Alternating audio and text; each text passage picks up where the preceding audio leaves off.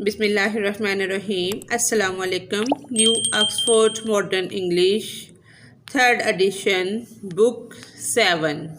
Today we discuss unit number 1, part number 2. आज हम first unit का सेकंड पार्ट डिस्कस करने जा रहे हैं, जो कि एक पोम है जिसका टाइटल है नो, जिसका मीन है नवंबर। नो का मतलब होता है नहीं। इस वीडियो में हम इसकी रीडिंग, ट्रांसलेशन और समरी को डिस्कस करेंगे। वर्ड्स टू नो, जानने के अल्फाज। कोर्टेसी, वे शुक्रिया। Something done out of politeness, किसी चीज़ को नरमी से करना, नरमी से सर अंजाम देना, उसको कहते हैं EM कंस्ट्रक्शन है देम की, शॉर्ट फॉर्म जो है देम की। जेंटेलिटी, नरमी। Inkling, views, idea and indication, कोई इशारा। How to go about something, किसी की तरफ इंडिकेट करना, उसको इशारा करना, उसे कहा जाता है। रिंग, रिंग का वैसे मतलब होता है अंगूठी, लेकिन यहाँ इससे मुराद है हाइड पार्क इन लंदन, एक पार्क का नाम है जहाँ पर लोग राइडिंग के लिए और ड्राइविंग के लिए आते हैं। रो, अ नैरो स्ट्रीट, रो कहते हैं एक तंग गली को। T, other side the way, road के दूसरे तरफ को शो करता है। The other side of the road, road का दूसरा सिरा। Let's start reading. इस पोम में पोइट हमें बताता है नो सन नो मून, ना सूरज ना चांद। नो मॉर्न नो मॉर्निंग, ना सुबह, नो सन ना नो नून, ना दोपहर। इस पोइम में नवंबर का जो महीना है उसके मंजर की अक्कासी की गई है, जिसमें वक़्त का कोई अंदाज़ा नहीं होता। इतनी बर्फ़बारी, स्नोफॉल होती है और सर्दी होती है, जिसकी वजह से कोई अंदाज़ा नहीं होता सूरज कब निकला है, चांद कब निकला है, सुबह कब हुई है, दोपहर कब हुई है। नो डॉन नो डस्क, चांद कब तलू हुआ है, कब गरूब हुआ है। No proper time of day, ये वक्त, दिन का जो वक्त है उसका कोई पता ही नहीं है कि प्रॉपर टाइम दिन को क्या हुआ है। नो स्काई, आसमान भी नज़र नहीं आता। नो अर्थी व्यू, ना ही ज़मीन का कोई नज़ारा।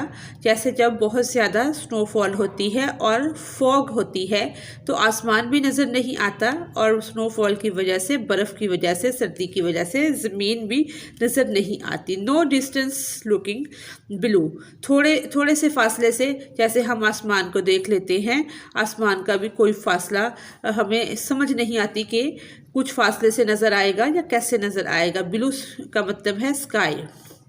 नो रोड, ना ही कोई सड़क। नो स्ट्रीट, ना कोई गली।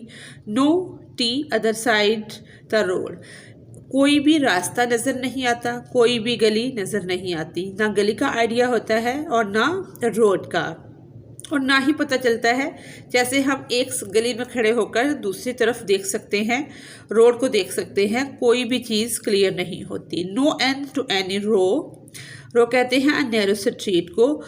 नैरो रो, जो तंग गली है, उसका आखिरी जो सिरा है वो भी नज़र नहीं आता कि वो कहाँ पर इख्तिताम पजीर हो रही है। No indications where the crescent go, crescent कहते हैं पतले चांद को। कोई इशारा हमें नहीं मिलता कि चांद का उतार चढ़ाव जो है वो किस तरह से हो रहा है, चांद बढ़ रहा है या कम हो रहा है।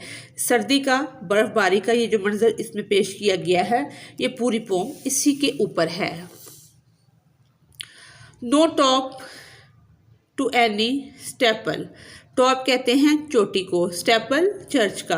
चर्च का जो टावर है उसका जो ऊपर का सबसे हिस्सा है वो भी नज़र नहीं आता। नो रिकॉग्नाइजेशंस ऑफ फैमिलियर पीपल, जाने पहचाने जो लोग हैं उनको भी हम मुनज़्ज़म नहीं कर पाते, उनसे भी हम नहीं मिल सकते।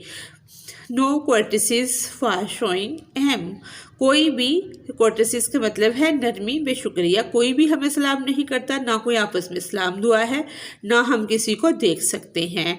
नो नोइंग एम, कोई किसी को नहीं जानता। नो ट्रैवलिंग एट ऑल, कोई भी सफ़र करना पसंद नहीं करता, ना कोई सफ़र है।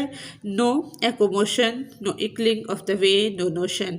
एकोमोशन और नोशन, इसका मतलब है मूव करना, हरकत करना, मोटिवेशन। कोई भी हरकत नहीं है, ना कोई मुतहरक है, है।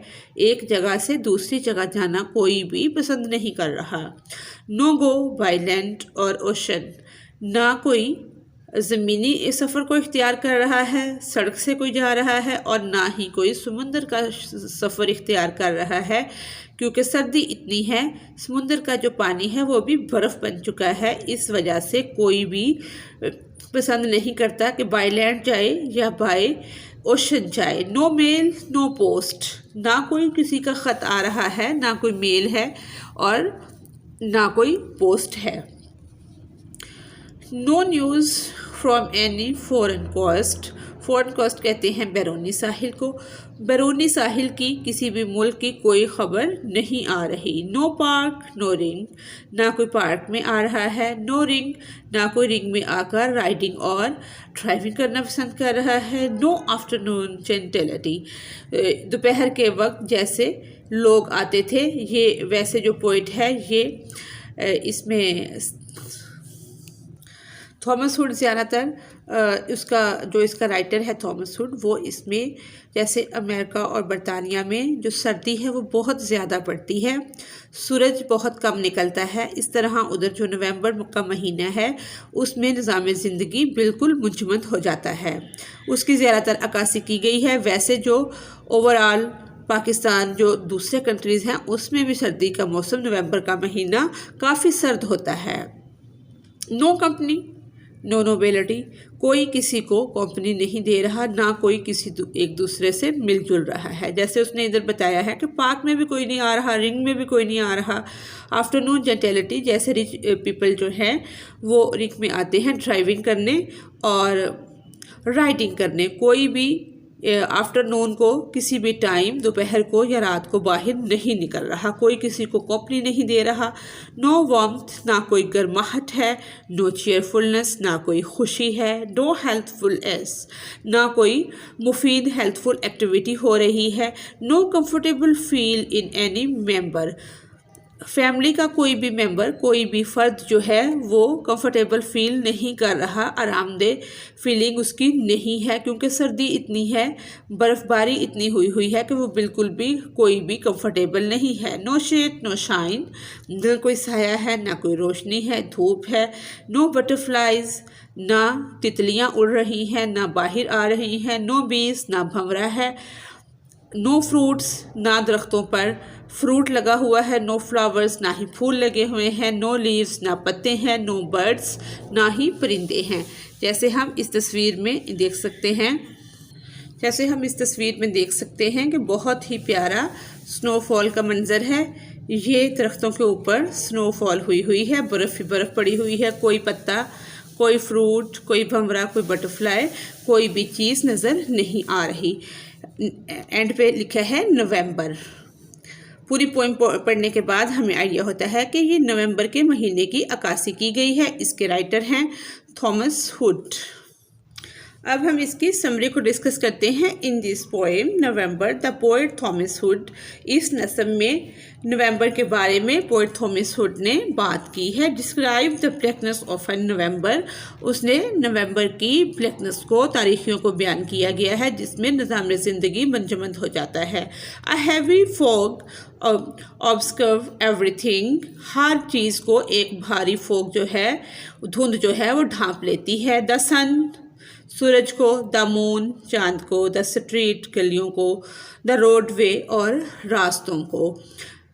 द पार्क, और पार्कों को। Even the face of people on the streets, जो लोगों का फेस भी एक दूसरे को दिखाई नहीं देता। ट्रेवल क्लोज डाउन, सफ़र जो हैं वो क्लोज हो जाते हैं, बिकॉज, क्योंकि, ऑफ द फोग, धुंध की वजह से। As a result there are no mail deliveries, कि कोई भी डिलीवरीज़ आता जाता नहीं है, रास्ते बंद हो जाते हैं तो कोई भी मेल नहीं आती, डिलीवरीज़ नहीं आती। And no ship arriving with news from foreign countries, कोई भी दूसरे ममालिक से नहीं आता और ना ही कोई ख़बर आती है। Visitors stay away because the autumn has stripped the leave from the tree, killed the flowers and fruit and bunched birds, bees, and butterflies.